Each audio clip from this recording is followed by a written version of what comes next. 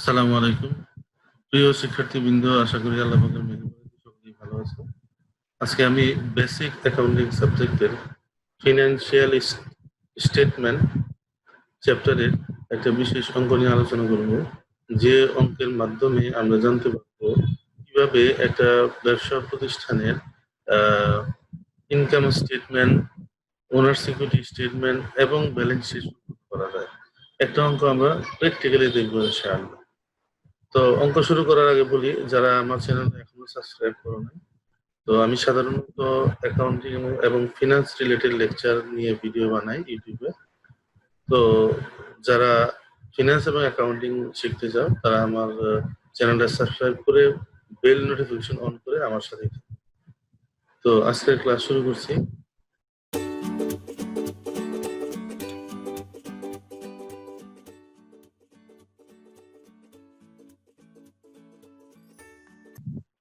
এই জায়গায় একটা ডাক দেওয়া আছে প্রবলেম, যা বিবিএ তে 2009 এবং 2012-তে আসছিল, দুইবার আসছে অঙ্কটা। অঙ্কটা তোমাদের জন্য খুবই ইম্পর্টেন্ট। তো দেখি ডাকের মধ্যে কি আছে। The trial balance of Nabana Limited for the year ended 31st December 2008 is shown below. Nabana Limited trial balance এবং ডিসেম্বরের 30 তারিখের ডেট। তার মানে একটা ট্রায়াল ব্যালেন্স দেওয়া আছে, নিচে আরো কিছু আদার ইনফরমেশন বা এডিশনাল তথ্য দেওয়া আছে। তো সাধারণত ফিনান্সিয়াল স্টেটমেন্টের ক্ষেত্রে এই দুইটা তথ্যই দেওয়া থাকে। একটা হলো ট্রায়াল ব্যালেন্স, এই ট্রায়াল ব্যালেন্সটা দেওয়া থাকবে, আর কিছু সমন্বয় দেওয়া থাকবে। তো তো এই দুইটার তথ্যের অবলম্বনে আমাদেরকে তিনটা জিনিস সাধারণত তৈরি করতে হয়। এই ক্ষেত্রে রিকোয়ারমেন্টের দুইটা জিনিস কথা বলছে। একটা হলো prepare multi step income statement, একটা হচ্ছে প্রিপেয়ার ক্লাসিফাইড ব্যালেন্স শিট। তো আমরা যখন ক্লাসিফাইড ব্যালেন্স শিট করবো তখন আমাদের ওনার সিকিউরিটি স্টেটমেন্ট লাগবে। সো আমাদের তিনটা জিনিসই শিখতে হবে। একটা হলো মাল্টি স্টেপ ইনকাম স্টেটমেন্ট, একটা হচ্ছে ক্লাসিফাইড ব্যালেন্স শিট। তো ডাকের মধ্যে থেকে আমরা প্রথমে ক্লাস আলাদা করব কোন কোন বিষয়গুলা ব্যালেন্স শিটে যায়, কোন কোন বিষয়গুলা ইনকাম স্টেটমেন্টে যায়। ইনকাম স্টেটমেন্টের সেলস রেভিনিউতে কি কি যায়, কস্ট অফ গুডস কি কি যায়, অপারেটিং এ কি কি যায়, এগুলো আমরা ডাকটা পরে একটু নির্দিষ্ট করার চেষ্টা করব। তারপরে অঙ্কটা করতে আমাদের জন্য অনেক সহজ হবে। তো প্রথমে দেখবো ডাকের মধ্যে প্রথমে আছে cash, it's one kinds of asset, এটা ব্যালেন্স শিটে যায়। এটা হলো অ্যাকাউন্ট রিসিভেবল, এটা আছে। তারপরে মার্চেন্ডাইজ ইনভেন্টরি, এই মার্চেন্ডাইজ ইনভেন্টরিটা সাধারণত আমাদের ইয়ে যায়, কস্ট অফ গুডস চলে যায়। তো আমি কস্ট অফ গুডস চলে আইটেম একটু কালার করে দিচ্ছি। এরপরে prepaid insurance is one kinds of asset, যতটুকু ব্যবহার হবে ততটুকুর জন্য আমরা এক্সপেন্স করব। এরপরে equipment, it's a asset, land asset. তারপরে হচ্ছে অ্যাকুমুলেটেড ডেপ্রিসিয়েশন, এটা আমাদের সাধারণত ইয়ের মধ্যে আসে, ওই ব্যালেন্স শিটে যায়। এরপরে account payable, it's one kinds of liability. এরপরে সেলস রেভিনিউর মধ্যে যায় সেলস। তারপরে তারপরে আছে সেলস রিটার্ন এন্ড অ্যালাউন্স, এটাও আমার কি করতে হবে, ওই সেলস থেকে বাদ দিতে হবে। সেল ডিসকাউন্ট সেল থেকে বাদ দিতে হবে। এই তিনটা জিনিস সেলস রেভিনিউ যায় থাকে। তো আমরা এটাকে একটু আলাদা কালার করি যাতে আমাদের বুঝতে সুবিধা হয়। যেমন এই কালার করলাম। তার মানে এই ক্ষেত্রে আমি বোঝানোর সুবিধার্থে বিভিন্ন কালার করছি।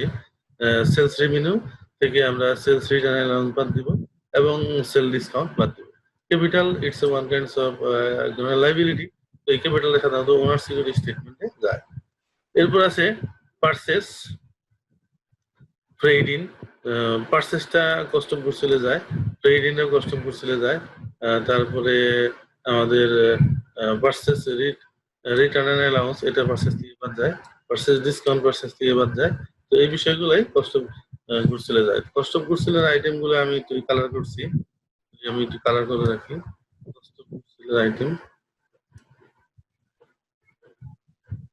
একটু কালার করলাম। এই কালারটা করলাম। তাহলে সেলস রেভিনিউ আমি পাইলাম এই তিনটা, আর মার্চেন্ডাইজ কস্ট অফ গুডস সেলে পাইলাম এই কয়েকটা। এরপরে কস্ট অফ গুডস সেলের আইটেমের ভিতরে এই যে ইন্ডিং ইনভেন্টরি যে ৮০,০০০, এটাও সাধারণত কস্ট অফ গুডস সেলে দেয়া থাকে, তবে কস্ট অফ গুডস গুলো আলাদা করলাম। এরপরে আমরা দেখবো স্যালারিস এক্সপেন্স, ইন্টারেস্ট, তারপর ইউটিলিটি, এই সমস্ত খরচগুলো সাধারণত অপারেটিং এবং নন অপারেটিং এক্সপেন্সে যায়। তো এটা আমরা একটা আলাদা কালার করি। আচ্ছা, বিভিন্ন আচ্ছা, এটা হচ্ছে আমার অপারেটিং এর যায় হলো স্যালারি এবং তো ইন্টারেস্টটা নন অপারেটিং এক্সপেন্সে যায়। আই মিন অপারেটিং এবং নন অপারেটিং আলাদা একসাথে করলাম। এটা আমি আর একটা কালার করতে পারি। তো এই ক্ষেত্রে this is non operating expense. এরপরে কিছু সমন্বয় আছে, এই সমন্বয়গুলো সমাধান করতে হবে। প্রিপেইড স্যালারি, আমরা জানি যে কোনো জিনিস কোনো খরচ বা আয় যাই হোক, এর যদি প্রিপেইড হয় তাহলে আমরা ওই প্রিপেইডটা মাইনাস করবো সংশ্লিষ্ট খরচ থেকে বা আয় থেকে। এই ক্ষেত্রে আছে প্রিপেইড স্যালারি, স্যালারি থেকে ৪,০০০ মাইনাস করবো, এবং খরচের অগ্রিম আবার সম্পদ, এটা আবার সম্পদ। এরপর আছে ইন্স্যুরেন্স এক্সপায়ার 2000 ডিউরিং দি ইয়ার। তো আমরা ইন্স্যুরেন্সে এই জায়গায় প্রিপেইড ছিল ৩৬০০, এর মধ্যে থেকে আমরা ২,০০০ টাকা এই বছরে খরচ দেখাবো, আর বাকি ১৬,০০০ টাকা সম্পদ থাকবে। এরপর হচ্ছে প্রোভাইড ডিপ্রিসিয়েশন 10% ইকুইপমেন্ট। তো 10% ডিপ্রিসিয়েশন সাধারণত ইকুইপমেন্টের ভ্যালুর উপর হবে। এই ভ্যালু আছে ৭০,০০০ টাকা, ৭০,০০০ টাকার উপর। তো এই ক্ষেত্রে এই ছিল আমাদের ডাক। তো এর মধ্যে থেকে আমরা ইনকাম স্টেটমেন্ট তৈরি করবো। ব্যালেন্স শিট তৈরি করতে গেলে আমরা সাধারণত যেগুলো কালো কালির দাগ আছে, লেখা আছে, তো ব্যালেন্স শিটের অ্যাসেট গুলো ডেবিট হবে। সাধারণত ব্যালেন্স শিটের অ্যাসেট গুলা ডেবিট পাশে থাকে এবং বিভিন্ন দায় গুলা ক্রেডিট পাশে থাকে। যেহেতু অ্যাসেট দায় গুলা খুব বেশি নাই, একটা দায় আছে মাত্র, অ্যাকাউন্ট পেয়েবল আর ওনার সিকিউরিটি হবে, এই জন্য আমি একটা অত কিছু করলাম না। যাই হোক, আমরা এখন একবারে প্র্যাকটিক্যালি অঙ্কটা করবো। প্রথমেই আমরা একটা ছক কাটবো। ছক কাটার মধ্যে আমাদের প্রথমে লিখবো নাভানা লিমিটেড, তারপরে মাল্টিপল স্টেটমেন্ট, তারপরে for the year ended 31 December 2008। এই ক্ষেত্রে আমরা তিনটা টাকার ঘর দিব। একটা হলো, দুইটা হবে সাব ইনার কলাম আর ইনার কলাম দুইটা, আর বাকি এটা হলো ফাইনাল কলাম। তো এই ক্ষেত্রে আমাদের যেটা করতে হবে, অঙ্ক করার সময় এই কলামগুলোর অ্যাপ্লিকেশন আমরা ক্লিয়ার দেখব। তো প্রথমেই আমরা যেটা লিখবো সেটা হলো সেলস রেভিনিউ। সেলস রেভিনিউ দিয়ে কুলন দিব। কুলন দিয়ে আমি কি করব, ওই সেলস রেভিনিউ যে অ্যামাউন্ট গুলো আছে, এই যে আমি যেটা বললাম মার্কিং করে রাখছি তিনটা, এই লাল লেখা তিনটা, আমরা প্রথমেই কি করব, সেলস লিখবো। Sales revenue 4,82,000। এই জায়গা থেকে আমরা বাদ দিব সেলস রিটার্ন 9,200 এবং সেল ডিসকাউন্ট বাদ দিব 7,800। সেল ডিসকাউন্ট বাদ দেবো 7,800। তো আমরা নিচে লিখি 4,82,000।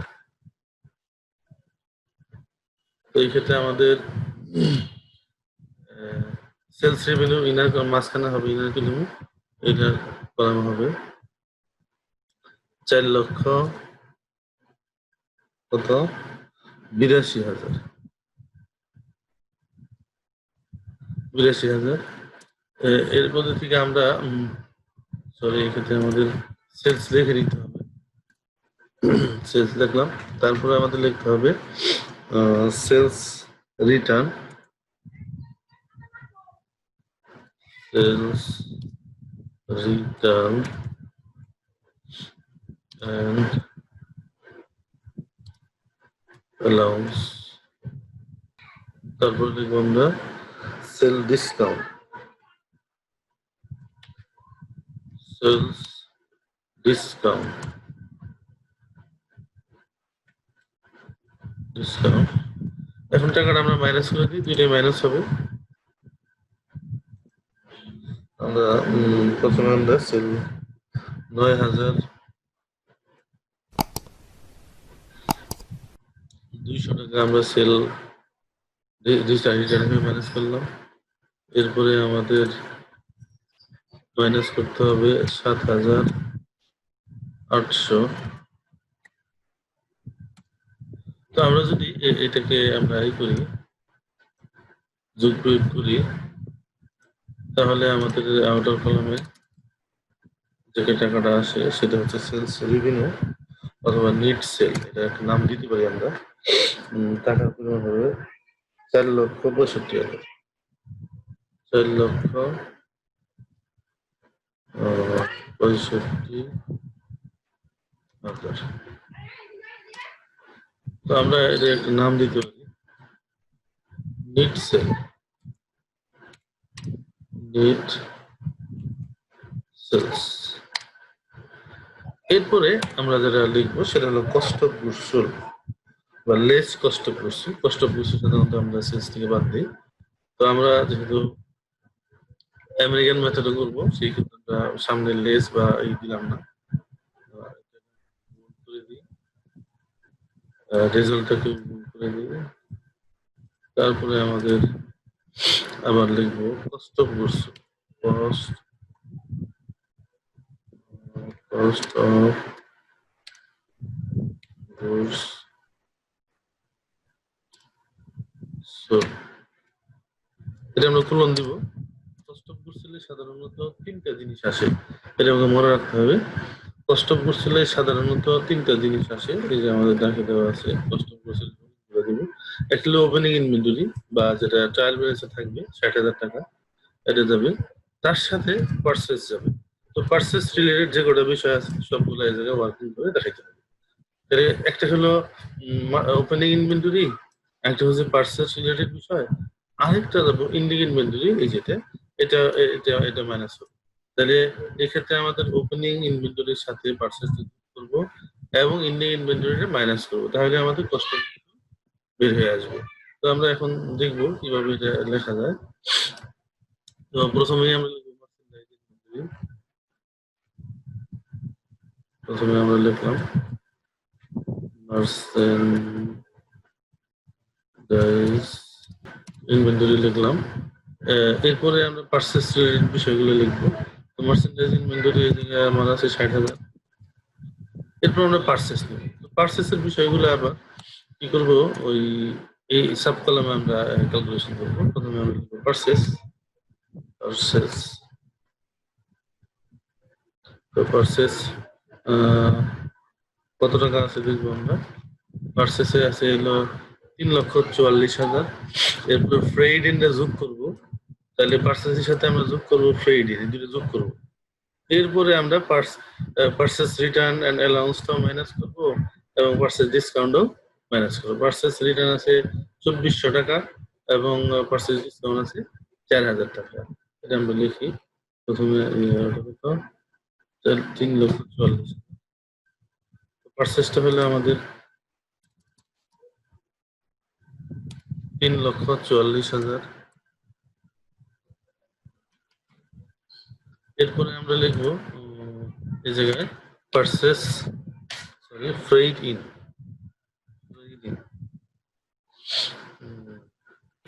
ফ্রেড ইন হচ্ছে 10,000। এটা আমরা 10,000 লিখলাম। এরপরে আমরা লিখবো পারচেস রিটার্ন,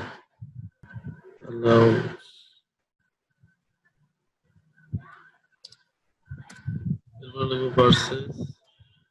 আচ্ছা, এই ক্ষেত্রে আমরা পারচেস রিটার্ন যেটা আছে সেটা আমরা পারচেস, প্রথমে আমরা পারচেস রিটার্ন বাদ দিব 2,400 টাকা দিয়ে দিব, এটা 2,400। এরপরে আমরা বাদ দিব 4,000 পারচেস ডিসকাউন্ট।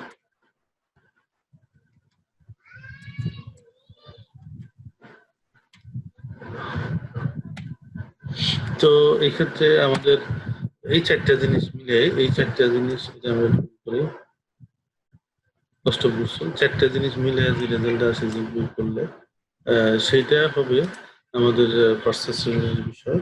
টোটাল কত টাকা হয়? 3,47,600। এটা হলো দুইটা আইটেম, একটা হলো মার্চেন্ডাইজ ইনভেন্টরি যেটা আমরা ওপেনিং ইনভেন্টরি বলি। তো এই ক্ষেত্রে আমরা শুরুতে opening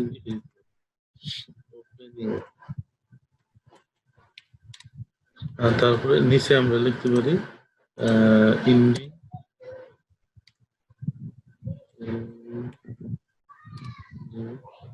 ending percentage in memory, এটা যেটা সমন্বয়ে থাকবে সেটাকে আমরা এন্ডিং ধরবো। সমন্বয়ে আমাদের দেওয়া আছে এন্ডিং ইন মেমোরি ৮০,০০০ টাকা, তো এটা আমরা ৮০,০০০ টাকা ধরবো। তো এটা ৮০,০০০ টাকা আমরা লিখলাম, ৮০,০০০ মাইনাস করবো, তো ৮০,০০০ মাইনাস করবো। এখন এটা আমরা এই দুটোকে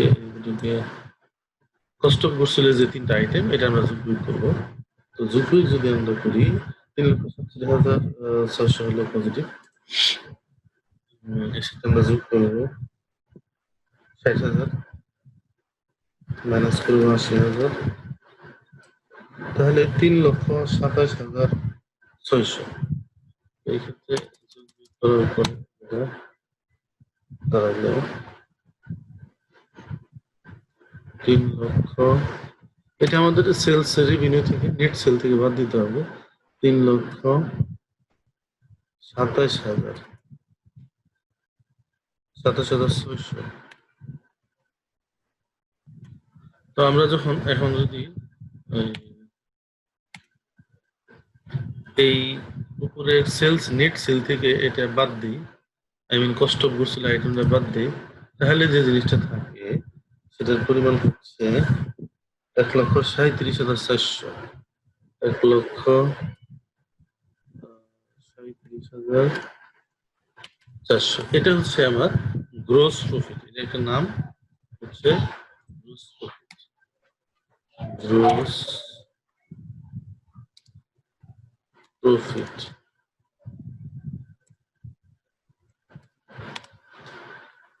এটা একটা রেজাল্ট, এটা আমরা একটু গুণ করে দিই। তো গ্রোস প্রফিট, তো গ্রোস প্রফিট থেকে আমাদের যেটা করতে হবে অপারেটিং এক্সপেন্স মাইনাস করতে হবে। এই জায়গায় আমাদের অপারেটিং এক্সপেন্স আছে মাত্র স্যালারিস এক্সপেন্স, ইউটিলিটি এক্সপেন্স, আর সমন্বয় থেকে আসবে কিছু, যেমন ইন্স্যুরেন্স এক্সপেন্স হবে আর ডিপ্রিসিয়েশন হবে। 4টা আইটেম আছে অপারেটিং এক্সপেন্স। তো আমরা শুরুতে লিখি অপারেটিং এক্সপেন্স। অপারেটিং, এটা আমরা তুলন দিলাম। তো অপারেটিং এক্সপেন্স রিলেটেড যেগুলো বিষয় আছে সেটা আমরা লিখবো। তো শুরুতেই আমরা লিখবো স্যালারিস ৪১,৪০০।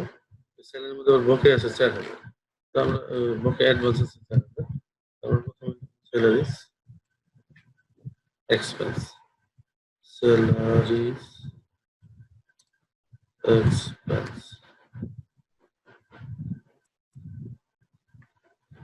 স্যালারিস এক্সপেন্স আমরা ব্র্যাকেটই দেখাই দিব যে আমাদের স্যালারি ছিল কত টাকা, ৪১,৪০০। এই জায়গা থেকে আমরা মাইনাস করব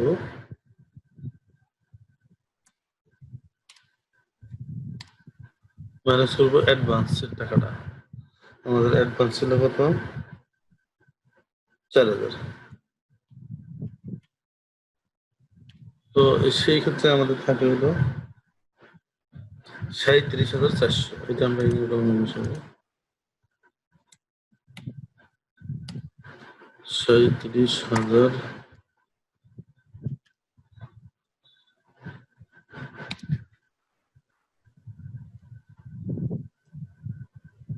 400। এরপরে আমরা বসাবো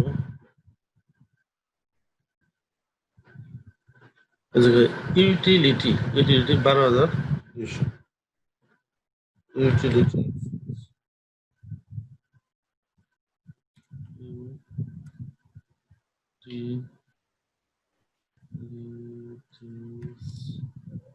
এক্সপেন্স, এটা হচ্ছে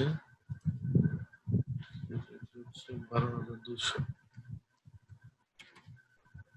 আচ্ছা, এরপরে আমরা নিব কি ব্যবহার করলাম, স্যালারি দিলাম, ইউটিলিটি দিলাম। এই যে ইন্স্যুরেন্স এক্সপায়ার, ইন্স্যুরেন্স তো আমাদের প্রিপেইড ছিল, প্রিপেইড ইন্স্যুরেন্স ছিল আমাদের জায়গায় ৩৬০০।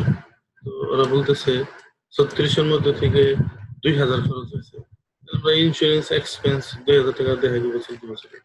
এই জন্য আমরা লিখবো ইন্স্যুরেন্স এক্সপেন্স,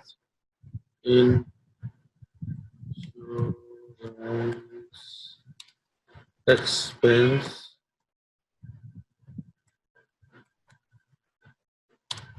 2000 টাকা আমরা বসাবো।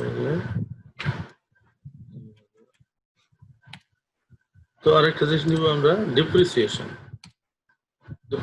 Expense, depreciation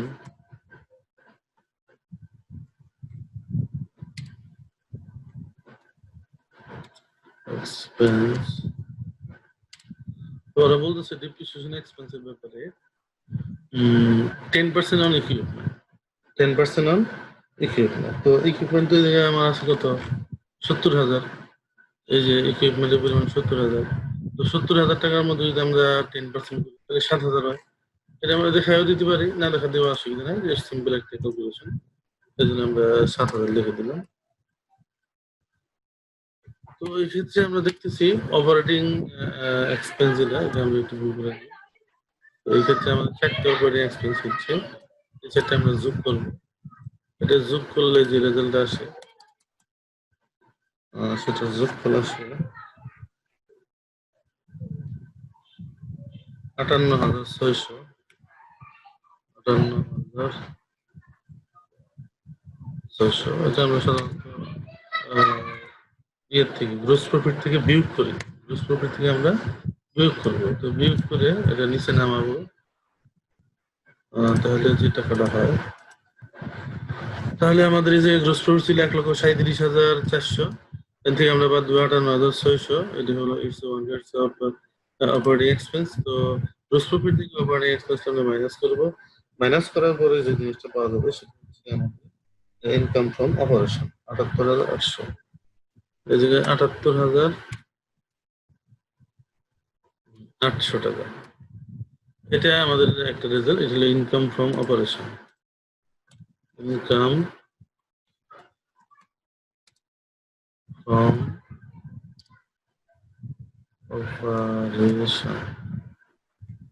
operation. তাহলে পরিচালনা কার্য শেষ করার পরে আমরা যে প্রফিটটা পেলাম সেটাকে আমরা বলবো ইনকাম ফ্রম অপারেশন।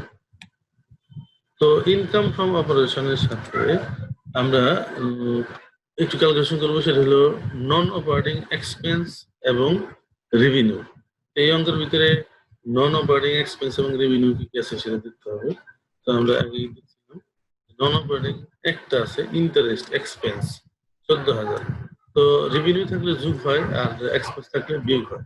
তো এই অঙ্কের যেহেতু রেভিনিউ নাই, শুধু এক্সপেন্স আছে, সেটা আমরা এক্সপেন্সটা বিয়োগ করে দেবো। তাহলে আমরা লিখবো এই জায়গায় নন ফর্মাল ফরম্যাট অনুযায়ী আমরা লিখলাম নন অপারেটিং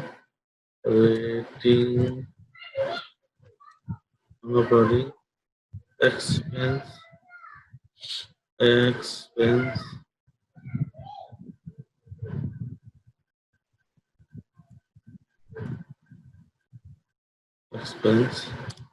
রেভিনিউ তো নাই, নন অপারেটিং এক্সপেন্স আমরা এটা দিলাম, এটা লিখবো ইন্টারেস্ট।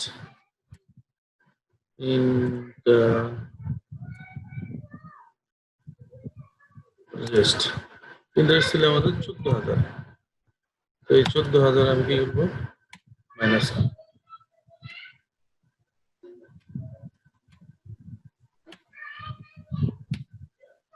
তো আমরা 14,000 মাইনাস করার পরে যে রেজাল্টটা পাওয়া যাবে সেটাই হচ্ছে আমার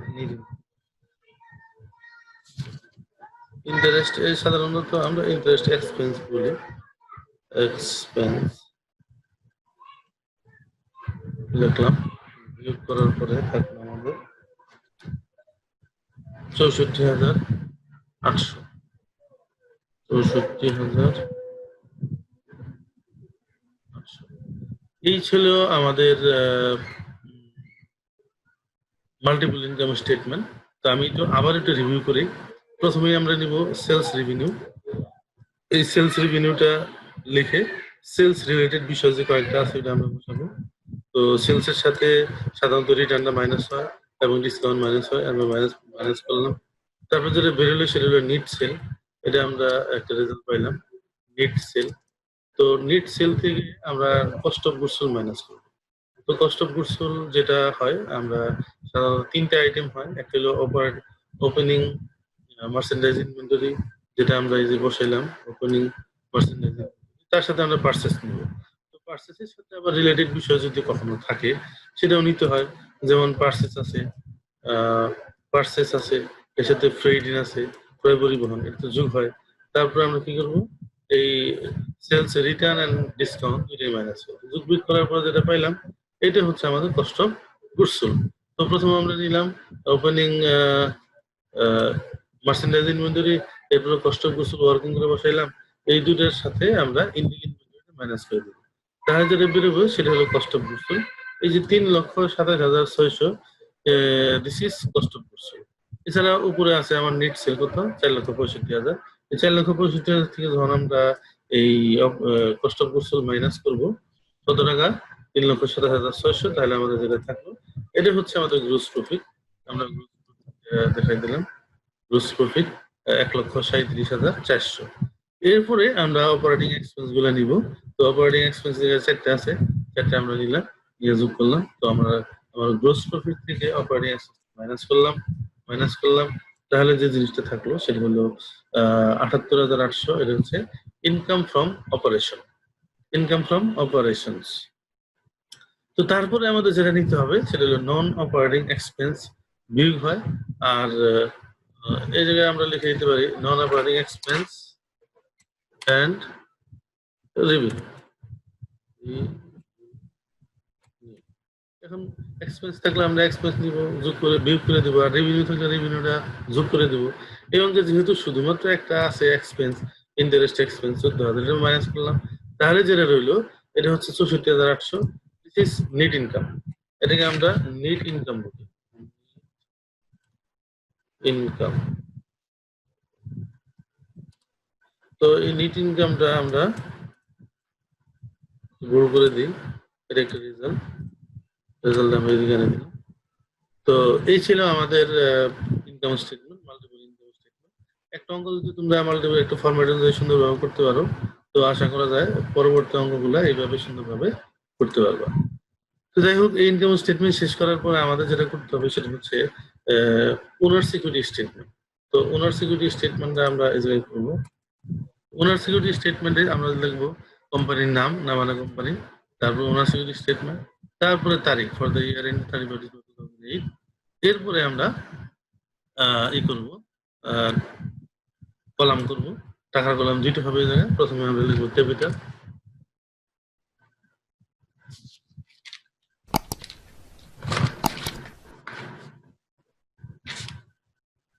এই ক্ষেত্রে টাকার ঘর যদি আমি একটা করি তাহলে অঙ্কটা হবে, সমস্যা নাই।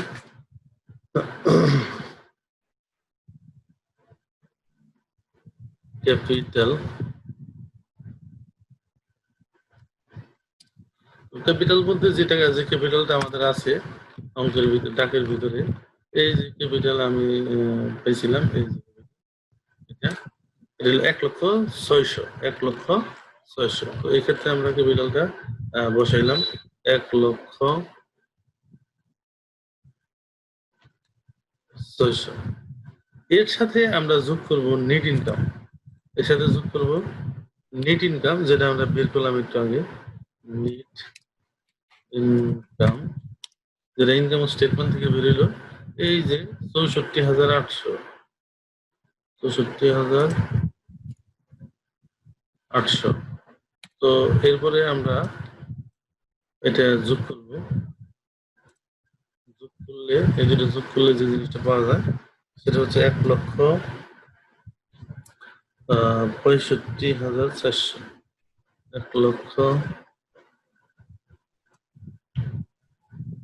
1,65,400। এই জায়গা থেকে আমরা নেট ইনকাম যোগ করার পরে এর থেকে আমরা বাদ দিব ড্রয়িং। তো এক্ষেত্রে আমি এই কলামটা বাদ দিয়ে দিলাম, একটা কলাম নিলেও আমাদের অঙ্কটা চলতেছে, কলাম দিলাম। তো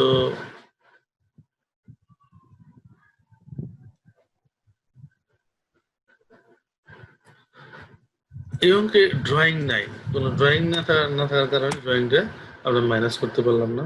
তারপরে আমরা একটু সিস্টেমের জন্য লিখে দিই যে সাধারণত এই জায়গায় ড্রয়িং ড্রয়িংটা মাইনাস হয়, এই জায়গায় ড্রয়িং নাই, তো আমি শূন্য শূন্য টাকা দিয়ে মাইনাস করলাম। মাইনাস করার পরে তো যেটা রইল ওই 1,65,400। তো এই ছিল আমাদের অঙ্ক। এটা হলো income owner's equity statement. Owner's equity স্টেটমেন্টটা আমি বলে দিই, আবার একটু বলি। তো ওনার সিকিউরিটি স্টেটমেন্টের ক্ষেত্রে সাধারণত ওপেনিং ক্যাপিটাল আসে, তারপরে নেট ইনকাম যোগ হয়, লস থাকলে আমরা তো লস মাইনাস করে দেবো, আর ড্রয়িংটা মাইনাস হয়। তো এই ক্ষেত্রে আমাদের যোগ বিয়োগ করার পরে যেটা রইলো এটা হলো 1,65,400। এটা হচ্ছে আমার ওনার সিকিউরিটি স্টেটমেন্ট। এখন আমরা করবো ব্যালেন্স শিট। তো ব্যালেন্স শিট যদি আমরা করি, তো ব্যালেন্স শিটের মধ্যে আমরা প্রথমে লিখবো নাবানা, তারপরে লিখবো ব্যালেন্স শিট, তারপরে অ্যাজ এট 31 ডিসেম্বর 2023। এটা ফর দ্য ইয়ার এন্ডেড হয় না, তার কারণ হলো যে এটা অর্থ বছর শেষ দিনে তৈরি করা হয়, সারা বছরের জন্য নয়, একদিনের জন্য তৈরি করা হয়। তো এই ক্ষেত্রে আমাদের কি বলে ব্যালেন্স শিট করতে গেলে আমাদের কিছু ক্লাসিফাইড ব্যালেন্স শিট করতে বলছে, আমরা এখানে লিখতে পারি ক্লাসিফাইড ব্যালেন্স শিট, যেহেতু ক্লাসিফাইড করতে বলছে।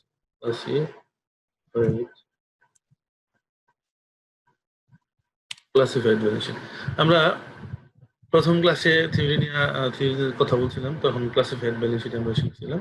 তো ব্যালেন্স শিটের ভিতরে প্রথমে আমাদের অ্যাসেট, তো অ্যাসেট গুলো আমরা নিব, অ্যাসেটস এটা আমরা কলম দিলাম।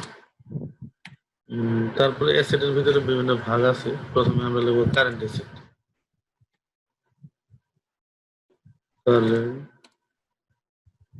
Current asset. কারেন্ট অ্যাসেট গুলা যে যে বিষয়গুলো থাকতে পারে এটা তো আমরা আগে কিছুটা দেখছি, তারপর একটু আলোচনা করি ডাক দিকে।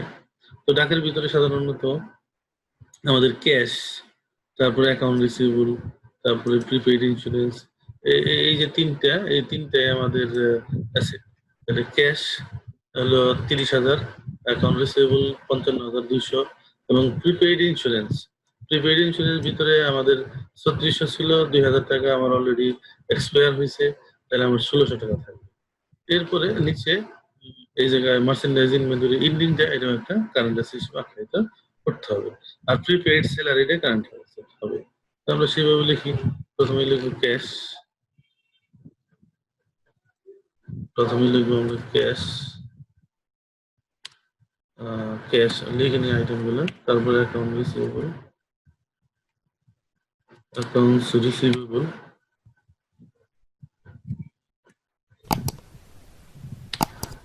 তারপরে আমরা নিলাম prepaid insurance, prepaid insurance, insurance. এরপরে আমরা মার্চেন্ডাইজ ইনভেন্টরি, যেটা ইন্ডিং আর কি, ইন্ডিং লিখে দিলেও হয়, লিখে দিই মার্চেন্ডাইজ। আর আমরা এবার টাকাগুলো বসাই, এই ক্ষেত্রে আমাদের অ্যাসেটটা আমরা একটু মাঝখানে নিয়ে নিই বুঝার সুবিধার্থে। এরপর আমরা কারেন্ট অ্যাসেট বের করে দিলাম, প্রথমে আমরা নিলাম, প্রথমে আমরা নিলাম ক্যাশ, ক্যাশ হলো 30,000। এরপরে আমরা নিলাম অ্যাকাউন্ট রিসিভেবল, অ্যাকাউন্ট 55,200, 55,200। এরপরে প্রিপেইড ইন্স্যুরেন্সটা আমি একটু দেখাই দিই, আমাদের ছিল 3600, থেকে আমরা মাইনাস করলাম 2,000, যেহেতু এক্সপায়ার হয়েছে, তাহলে আমার থাকলো 1600। এই 1600টা আমরা ব্যালেন্স শিটে দেখাবো। এরপরে আমাদের মার্চেন্ডাইজ ইনভেন্টরি ক্রেডিট হচ্ছে 80,000, 80,000 বসালাম। এছাড়াও আমাদের একটা খরচ আছে, সেটা হচ্ছে সম্পদ আছে, সেটা হচ্ছে কি, এই যে প্রিপেইড স্যালারি, এই প্রিপেইড স্যালারি 4,000 টাকা আমার গ্রামের সম্পদ।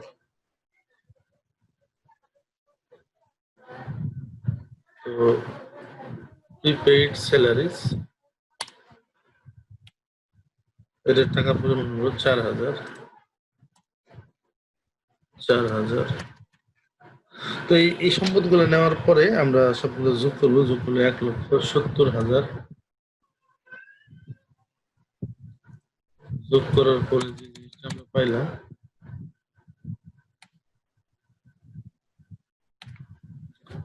এটা হচ্ছে 1,70,800। তো এটার একটা নাম আমি দিতে পারি, সেটা হচ্ছে টোটাল কারেন্ট অ্যাসেট। সেটার নাম আমরা দিতে পারি, কারেন্ট অ্যাসেট লিখলাম। তো এটার নাম হিসেবে আমরা লিখে দিলাম টোটাল কারেন্ট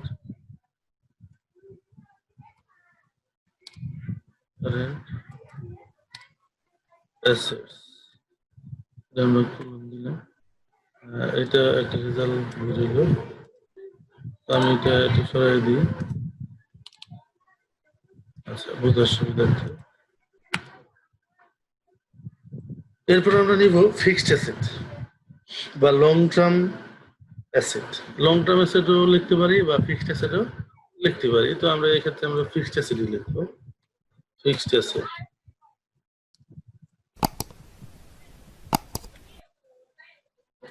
ফিক্সড অ্যাসেট কি কি আছে? তো আমরা ফিক্সড অ্যাসেটে সাধারণত যে বিষয়গুলো থাকে সেটা আমরা দেখবো একটু ডাকের ভিতরে। এই যে ইকুইপমেন্ট, তারপরে ল্যান্ড, এই দুটোই আমাদের সাধারণত ফিক্সড অ্যাসেট আছে এই অঙ্কের জন্য, ইকুইপমেন্ট এবং ল্যান্ড। তো এই ক্ষেত্রে আমাদের ইকুইপমেন্টটা 70,000 আছে, এটা আমরা যদি করি, তারপরে ইয়ে আছে ইকুইপমেন্টের ডিপ্রিসিয়েশন, অ্যাকুমুলেটেড ডিপ্রিসিয়েশন আছে 20,000। তো আবার নতুন চলতি বছরের ডিপ্রিসিয়েশন হচ্ছে 7,000। তো আমার এই 7,000 এবং পূর্বের ডিপ্রিসিয়েশন 20,000 দুটো যোগ করলে 27,000। তো আমরা এই 70,000 থেকে আমরা 27,000 মাইনাস করে সরাসরি ইকুইপমেন্টের মূল্যটা দেখাবো। আর ল্যান্ডের মধ্যে কোনো অবশ্যই নাই, সরাসরি দেখাবো। ল্যান্ড হলো 14,000। তো আমরা এটা লিখে নিই। তো প্রথমেই আমরা লিখবো ইকুইপমেন্ট, যেহেতু ইকুইপমেন্টের প্রথমে আছে ইকুইপমেন্ট। ইকুইপমেন্টে আমাদের আছে 70,000, ব্র্যাকেটে দেখাই দিলাম।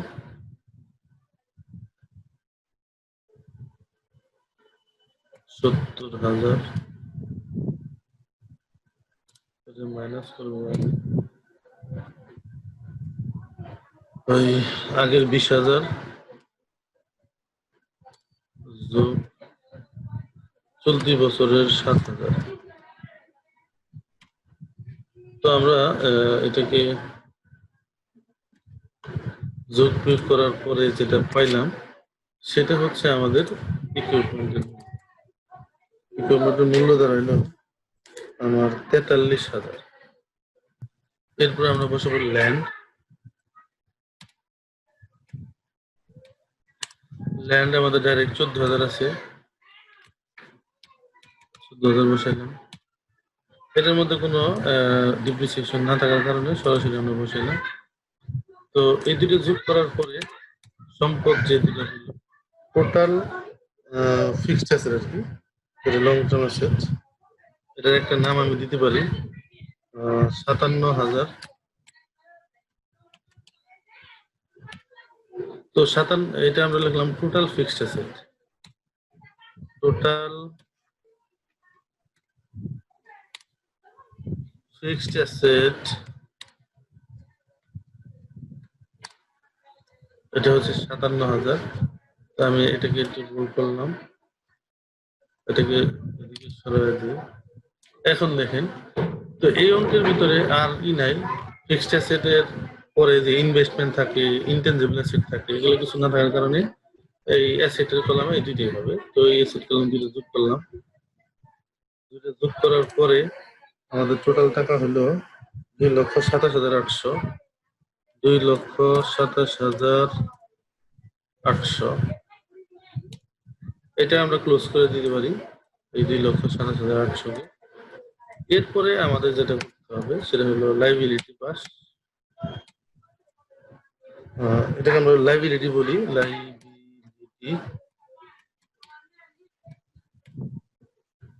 লাইবিলিটিস। লাইবিলিটির ভিতরে আবার আছে কারেন্ট লাইবিলিটি।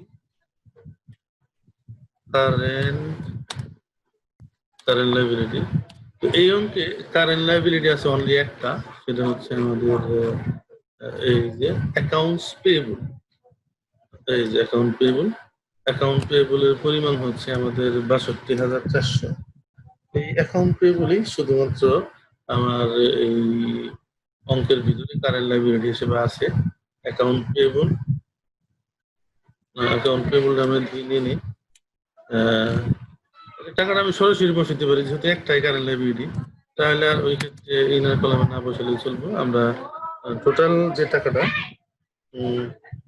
অথবা যোগ করলেও নামাইতে পারি, টোটাল কারেন্ট অ্যাসেট নামাইতে পারি। যাই হোক, আমি টোটাল বসাইলাম ৬২,৪০০।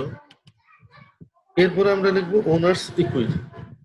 তো আমরা তো ওনার্স ইকুইটি স্টেটমেন্ট করছি। ওনার্স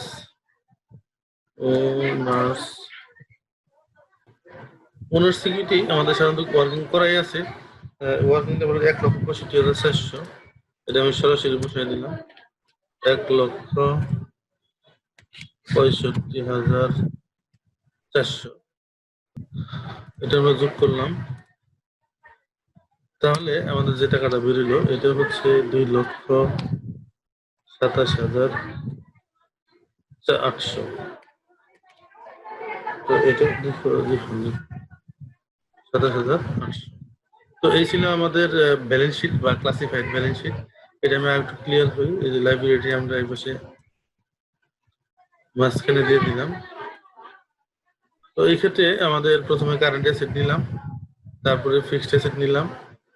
দুটো যোগ করার পরে আমাদের যেটা টোটাল টাকাটা বেরোলো সেটা হচ্ছে আমাদের টোটাল ব্যালেন্স শিট অ্যাসেট। তারপরে আমরা কারেন্ট লাইবিলিটি নিলাম এবং ওনার্স যোগ করার পরে যেটা বেরোবে সেটা হচ্ছে টোটাল লাইবিলিটি। এই ছিল আমাদের ফিনান্সিয়াল স্টেটমেন্ট। আমি পুরোপুরি প্র্যাকটিক্যালি করানোর চেষ্টা করছি। প্রথমে আমরা কিভাবে মাল্টিপল স্ট্রিম ইনকাম স্টেটমেন্ট করা হয়, তারপরে ওনার্স ইকুইটি স্টেটমেন্ট, তারপরে ব্যালেন্স শিট আমরা করলাম। তো তারপরে যদি তোমরা কোথাও না বুঝে থাকো, আমাকে কমেন্ট বক্সে কমেন্ট করতে পারো, আমার সাথে যোগাযোগ করতে পারো। আর এই ভিডিওটা সবার সাথে শেয়ার করা, যাতে সবাই আমরা শিখতে পারে। তো আজকে এই পর্যন্তই। আগামী ক্লাসে আমরা আরেকটা গুরুত্বপূর্ণ অঙ্ক নিয়ে আলোচনা করবো। সে পর্যন্ত তোমরা ভালো থাকো, সুস্থ থাকো, সবার জন্য শুভকামনা রইল। আল্লাহ।